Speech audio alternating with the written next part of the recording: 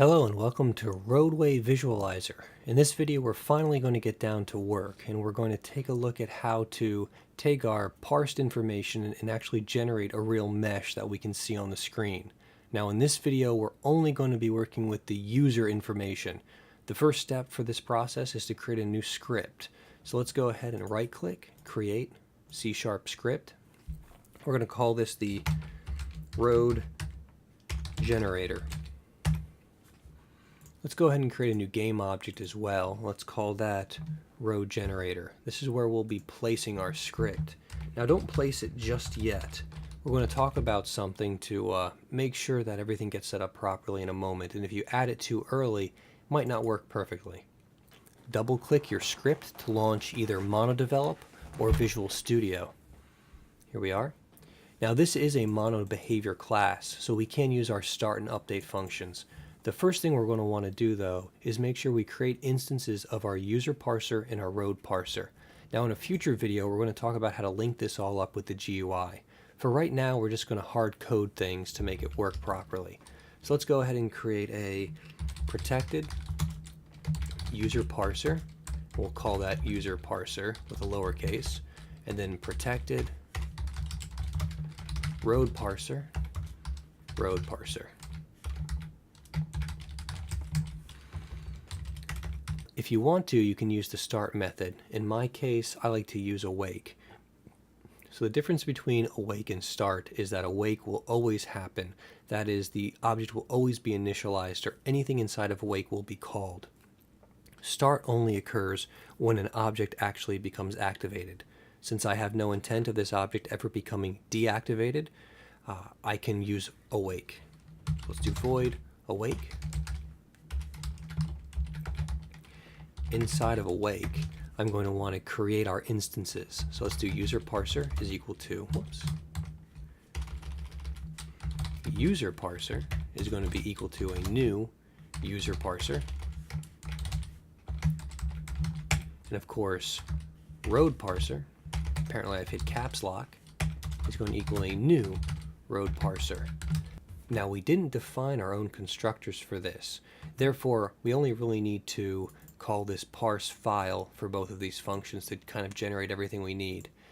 We're not going to have anything happen in update, so we might as well get rid of that. Let's go ahead and create a new function. This is going to be called generate. We'll do void generate. Now in the future, generate will actually take in variables. It's going to be called by our GUI and pass into it string information for the file paths that we want to use. But for right now, we're going to use the default files that we've already provided in this project.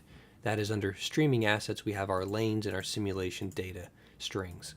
To start with, in this video, we're only going to be looking at the user data, not the road parser information. So let's go ahead and do that.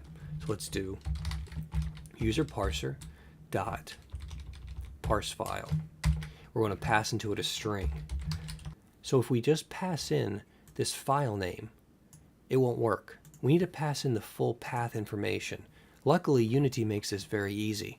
If we type application dot streaming assets path, that is going to return to us the full path to that folder.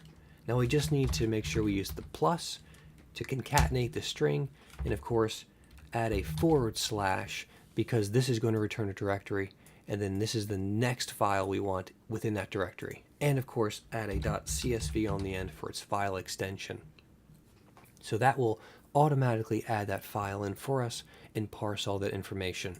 Now that we have that data in, we need to take a look at our data parser and user parser fields.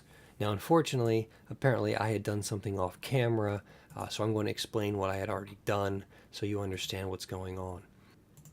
So I need to gain access to all that list information, that is the lists of vector3 objects that have been created. I had already gone ahead and made sure that the line strip was set to public, as well as under the road parser, set all of the list vector3s for the lanes as well as the boundaries to be public. So make sure you do that as well. You could have also just used accessor methods, getters and setters and so forth to do this, but in my case there was really no point. This information is meant to be accessed. I don't mind if people grab it, so I just made them public.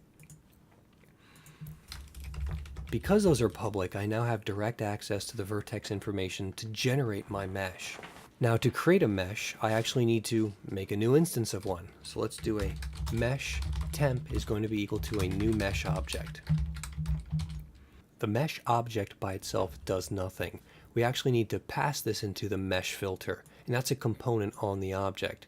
So right now, let's go ahead and look at our road generator, go into our assets, our scripts, and drag and drop our road generator on there. At the moment, there's nothing guaranteeing that a mesh filter and a mesh renderer will be on this object. We can fix that. One method is in the awake function, we could have said, hey, do a get component and see whether or not it returns null. And if it does, we'll create a new one. Another solution that's a little bit easier, as well as it kind of alerts the user that you need an object, is to use the required attribute. Let's actually use that really quick. Let's get rid of this, remove that component, go into our script, and put 2 brackets above our class and type required component, 2 parentheses, and then of course the type of the class we want to require. First we want a mesh filter.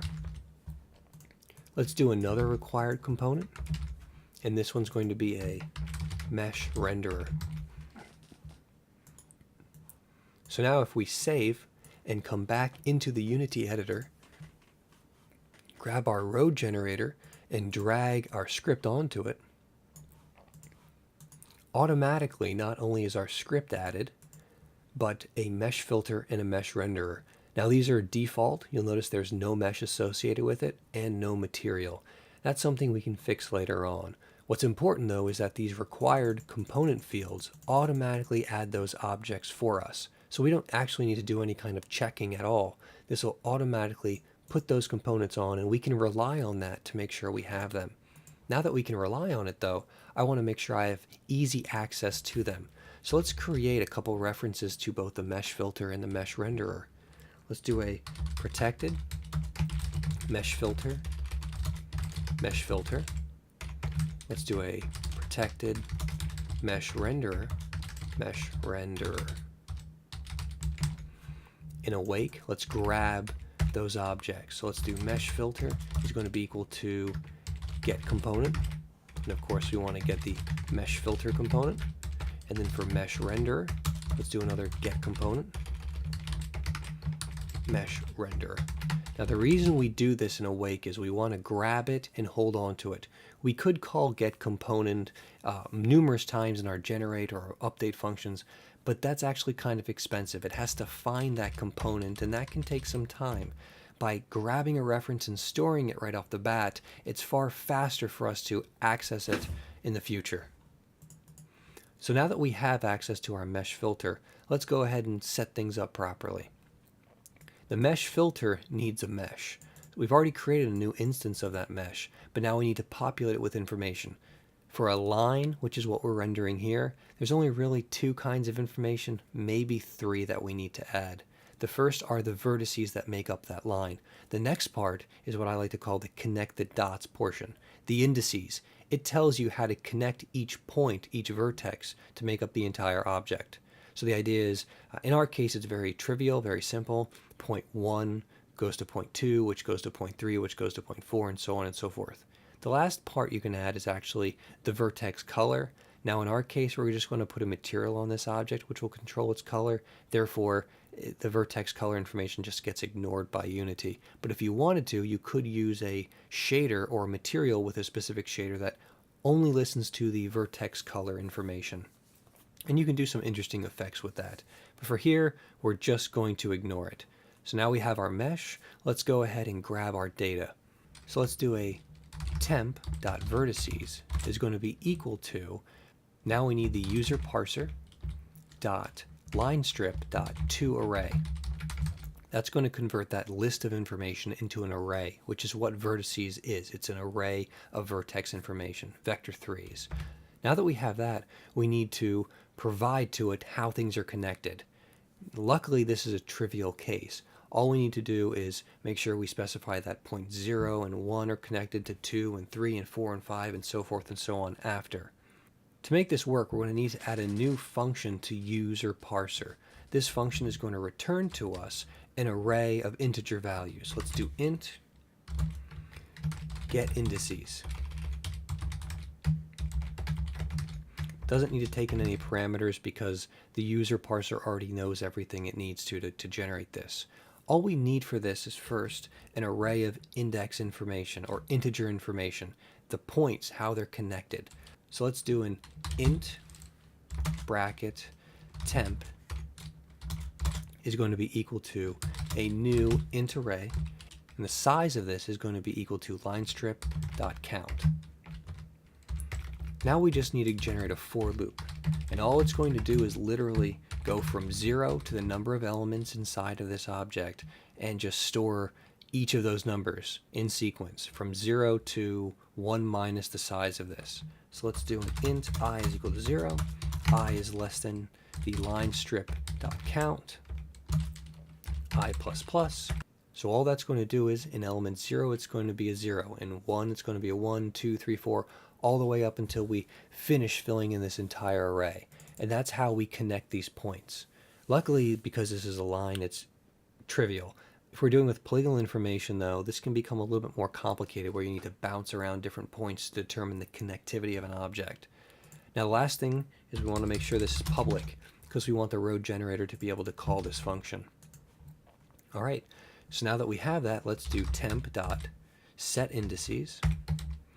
Now the first parameter is going to be that list of integer objects. So let's do a user parser dot get indices. The next part is the topology of the mesh, and topology is very interesting. There's quite a few options we have available. In our case, we want a line strip. You could also use lines, points, quads, or triangles, and in other lessons we'll talk about those different types. The next thing is the submesh. That is, in my particular case, I'm going to start at 0, no problem.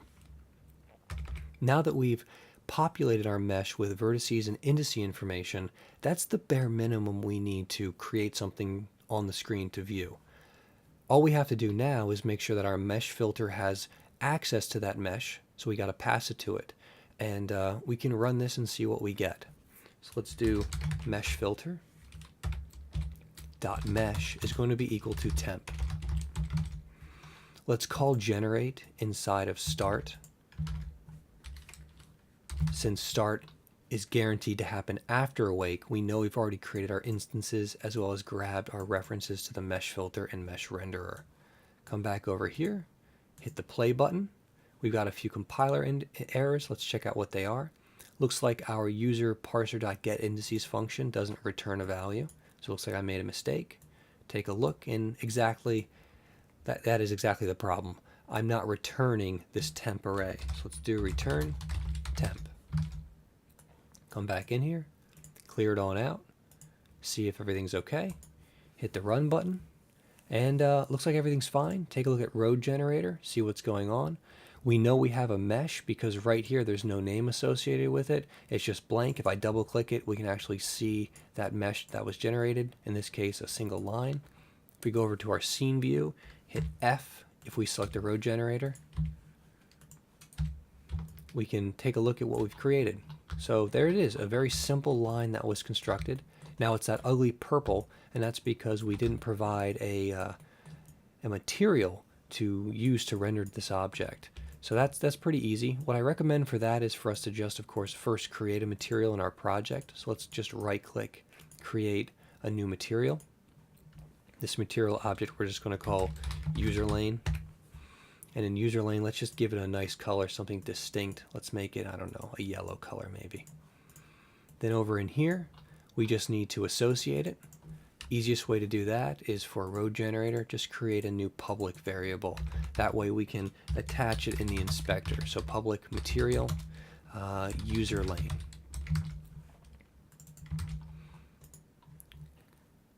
Okay, so we've created that. Let's come back in here, go to our road generator really quick.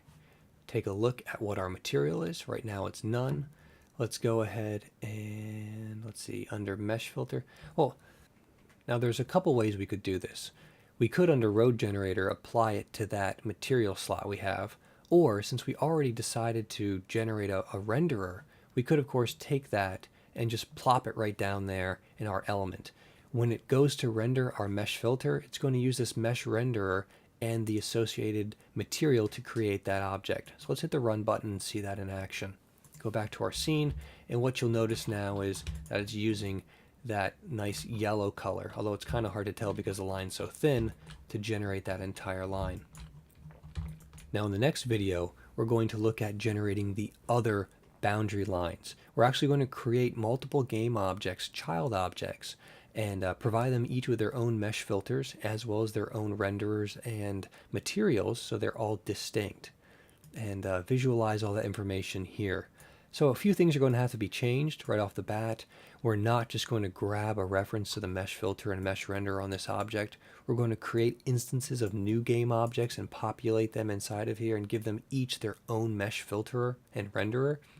We're also going to give them their own materials, and we're going to give them all of their own vertices and indices populated from the road parser, and visualize what that looks like on the screen. So thanks for taking the time to watch this video.